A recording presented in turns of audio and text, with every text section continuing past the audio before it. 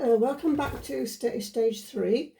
We've got to this stage, I hope you have as well, where you have something like this, a lovely long chain of little stitched squares. Some like to do a little twist, don't they? We'll secure those later on. Now you've got quite a nice colour on this side, because that's the side of the item that I've chosen to show you. You might like to consider adding some colour to the back. Now this is the stage that you can do that to now. So I'm going to show you the next stage, where you might collect lots of little small fragments, very similar in size to the pieces of the paper. Can you see roughly that size? The green one. It could well be you put all the same colour, or you put a whole selection of different colours. That'd be quite nice. You decide. So any little bit of fabric, they could be solid or they could be translucent. The translucent ones are rather pretty because you can start to see the stitching that you've done on the squares through them.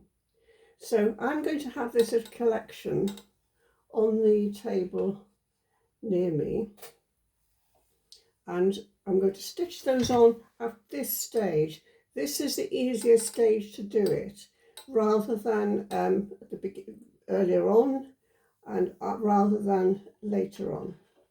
So I still have an ordinary sewing thread in the top, a running stitch set on the machine, just slightly bigger than I would do it for dressmaking, and my thicker thread is still in the bobbin.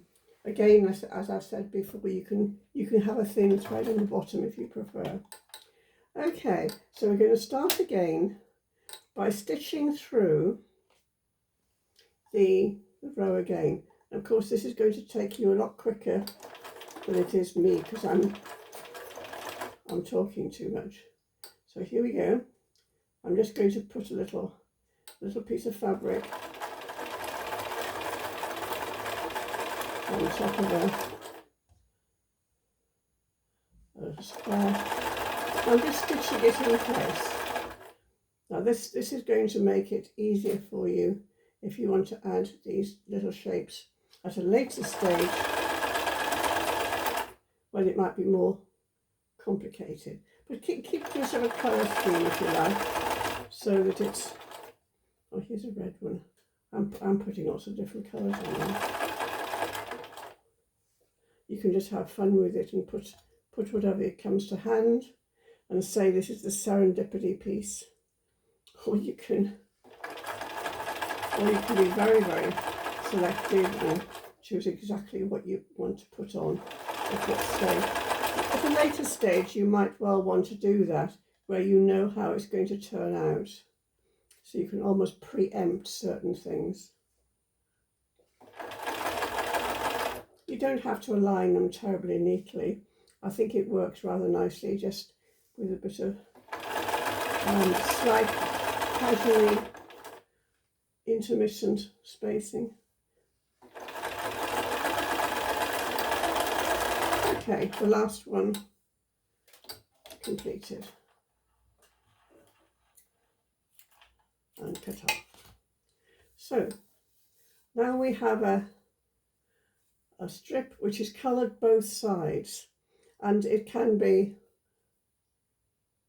I missed that one, and it can be quite interesting to it's more attractive, I think. You can just choose to do that or not to do that. You can choose a colour all over on that little example here, where all those, a variety of different photographs, but they all seem to have a sort of a warm glow to the colours there, even though they're different colours. So I chose one translucent fabric for the whole thing. And of course the edges peep out from the edges of the the front, if we can call the front. So you have a sort of a halo. Can you see what happens there? You have quite interesting, I mean, I call it an edge, it's a halo, edge, border, as you like. So it's quite interesting to see that. The another little thought is, if I put this on the table here, you can see the so-called backs. This has got to the next stage on, by the way. But I'm just showing you the colouring aspect of it, just for interest. So on the front, they're all quite neutral in colour. They've chosen all creamy colours from the photographs. I don't know what photographs they came from, but can you see how they give that halo of glow around the edges, which makes it very interesting in my eyes, I suppose. And here's another little one, which,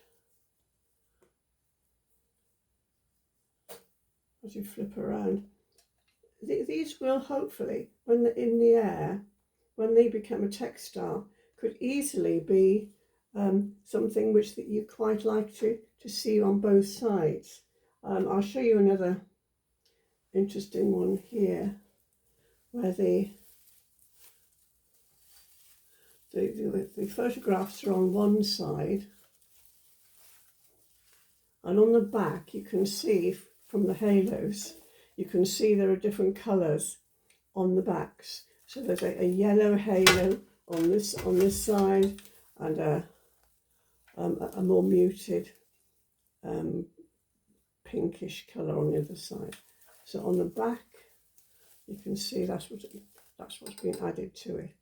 So it is quite an interesting thing to do, which is an option. Another option, a further option, is to stitch. So on that one, I've put them all on the back.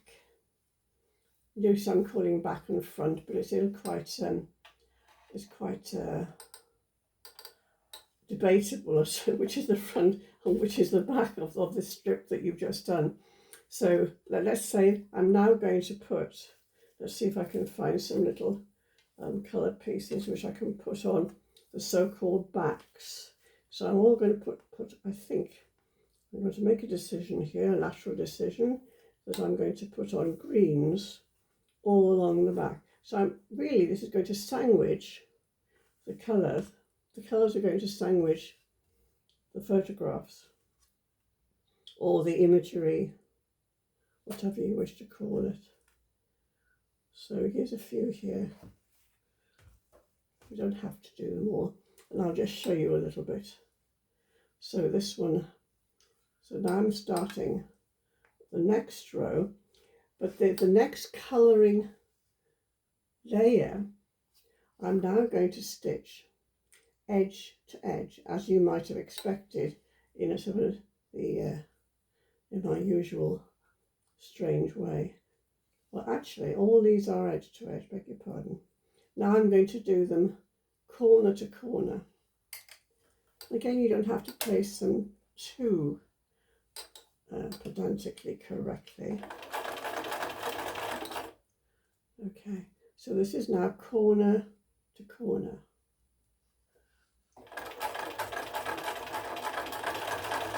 So eventually they will all in some way not join, but have similar features to each other.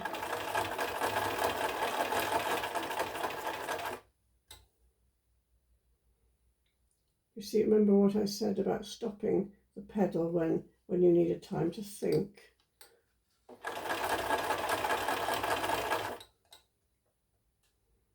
And I don't worry too much about whether there's a selvage edge, just celebrate it.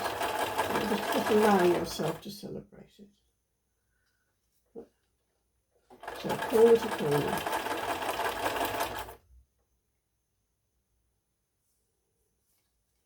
Now we need to flip. Corner to corner.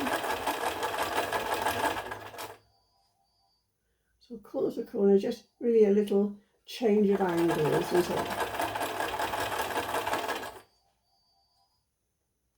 change of angle.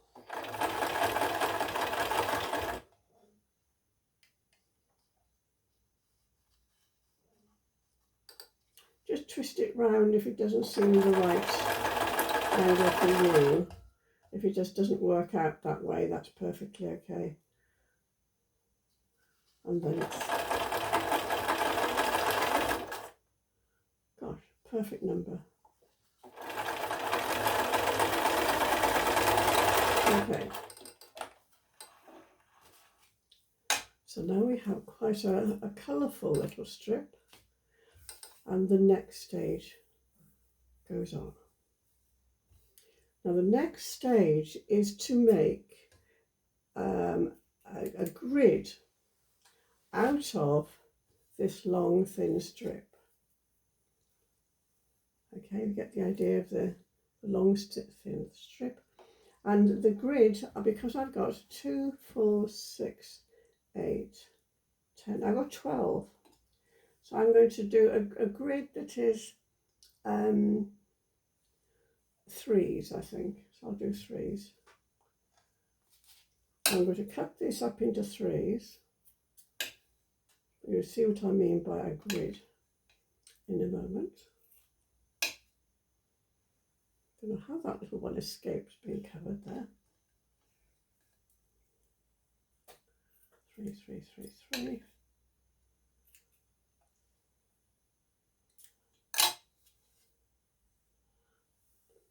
And again, you can decide which side up you wish it to be.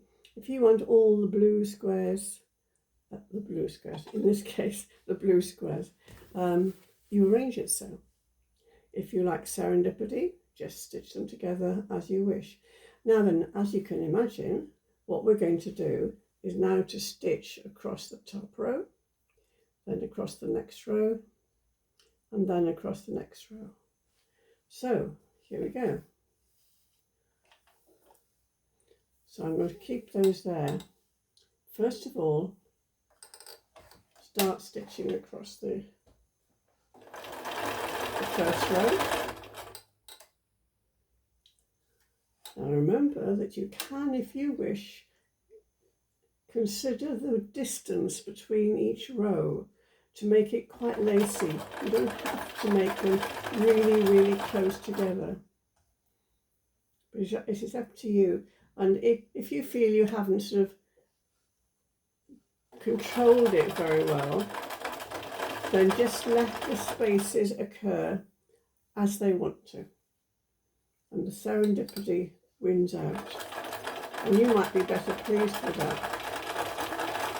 Sometimes things happen when I've just left it just do its own thing.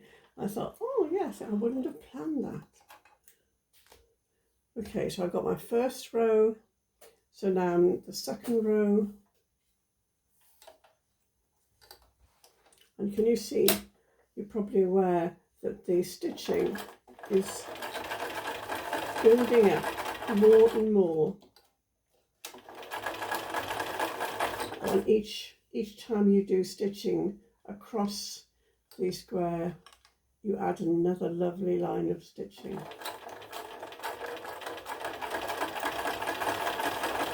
Until this is looking quite like a lovely embroidery. Well, I hope you think it's turning into a lovely piece of embroidery. From where I'm sitting, it's certainly coming very rich and colourful. Starting off with that very plain blue postcard, if you remember. Now my third row, look at the bottom row, until I now have a little, it'll be a tiny, small little sample. If all the edges keep sticking and preventing the machine foot riding over the surface, then just stop stitching, lift the lever and lower it again.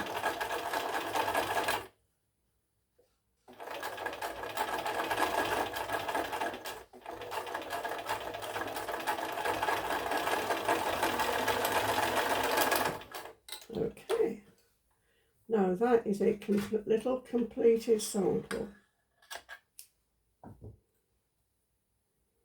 around, and remember it's double-sided, and the colours are just coming where they come, slightly uncontrolled, but it isn't really. Of course, you control this beautifully.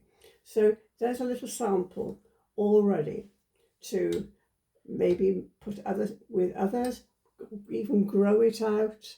We'll talk about that in our next session, and another interesting way of adding colour instead of adding little bits of fabric.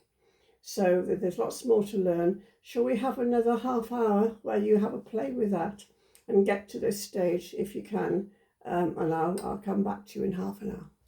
Bye bye.